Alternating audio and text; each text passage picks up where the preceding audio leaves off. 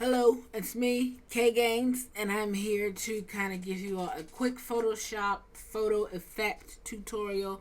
If you just want to add a little bit of pizzazz to your photos real quick, this is a good tutorial for you. Any scale level can come in and see what we're doing today, and we'll go ahead and jump right in. We're going to be doing 4 image adjustments. This is the finished product, and this is what we started with. We're going to be doing 4 image adjustments.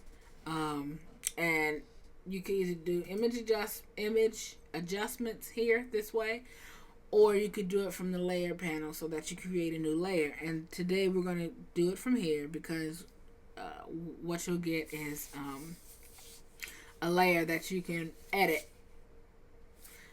And so to get started, I want you to make sure that your background is not locked. What you'll have to do is you'll have to drag the lock to the trash can.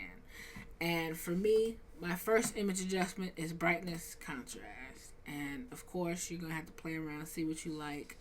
I like my photos to look bright. So I like to add a little bit of brightness and add a lot of bit of contrast. And that's going to help me get to where I'm going. I'll put that back. I'm going to add another one for exposure. And I'm just going to up the exposure just a little bit. I don't really play with offset and gamma correction. I don't really like what those do. And for the last one here, I'm going to play with the saturation. So I'm going to go to hue saturation, and I'm just going to mess with the saturation. I'm going to take it down. I don't want it to be so colorful. I don't want her to look so orange. I kind of want her to look more tan, kind of vintage. And bring that down just about to right there. That's pretty good. Look at everything. Make sure everything works for you. Bring it down just a tinge more. And put that back. Next, you're going to select your image layer. And we're going to do one more image adjustment. And this one is only in the toolbar up here. And you're going to have to go to shadows and highlights. Shadow/highlights. And click on that. And this is the holy grail to me because I don't retouch any of my photos without shadows and highlights, especially if you're like me and all you have is a digital camera. Shadows and highlights will definitely help your image look more professional if you play with it right. And you just have to know what you like. This is the shadows bar. It's kind of backwards. If you slide it up, it's going to get brighter. And for highlights, if you slide it up, it's going to get darker. It's actually decreasing the highlights and decreasing the shadows there. So you just play with it, see what it is you like. I like it to kind of look grungy, sort of kind of, I guess. And for me, that means less shadow and less highlights. So see what it is that you like.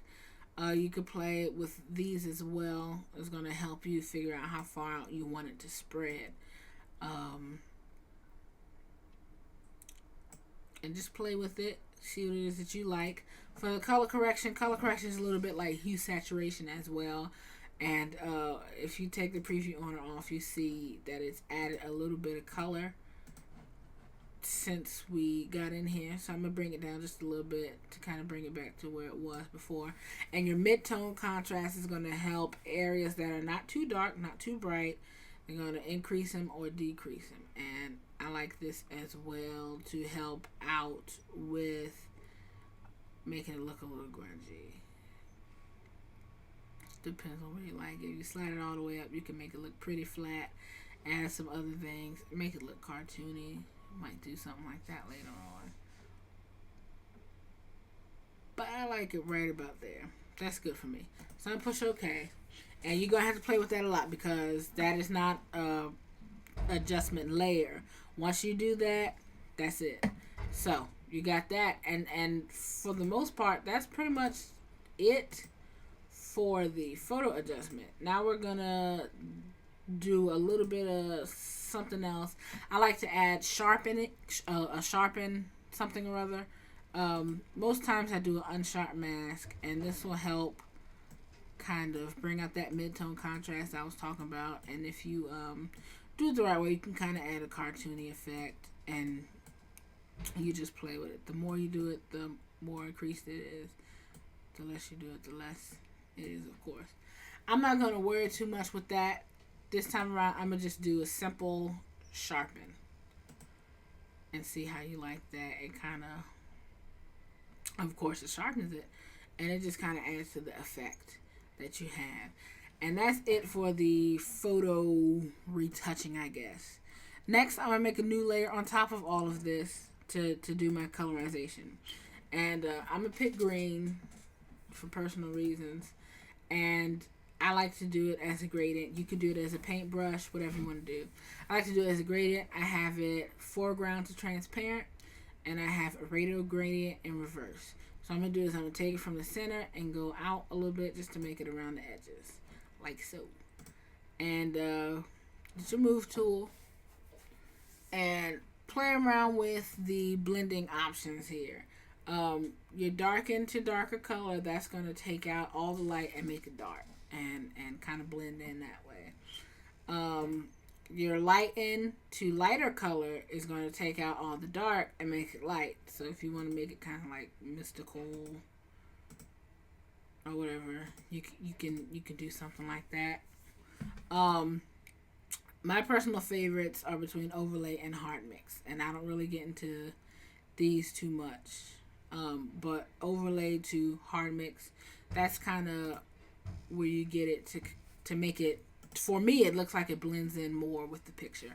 So I'm going to use hard light, and like I said, it kind of makes it look like, this has a little bit of a green tint on it, or you just picked up a little bit of green light, and we will keep that there.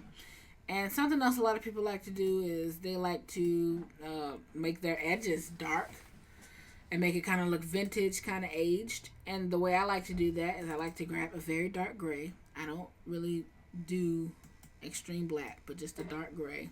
And push OK. Get yourself your paintbrush and get a fairly big soft brush and just go around the edges. You don't have to do every side, but get it where you think you want it at, and go to your blending options. This is where your darken to darker color is going to come in, and you can use multiplier, darken, and kind of play with the opacity. I also think the best bet, especially if you have image adjustment layers, is to put it underneath the image adjustment layers and see how that is. It kind of blends in a little bit better. And play with that a little bit. See what it is you like. Play with the opacity. Get that effect that you like. So this is without. This is with. Yeah, without. Excuse me. And this is with. And then you can add your color back in there like so. And you got something similar to what we had before. And that's really it. And you can go back after you've added all your stuff, double click on your image adjustment layers and see if you want to add anything else. Take something out, you want to make it that way, whatever it is you want to do, just try it out. So that's a quick photo effect technique, just to add a little bit of pizzazz to your photos, especially your digital camera photos. And be free, play with it, see what it is that you like. And thanks for watching.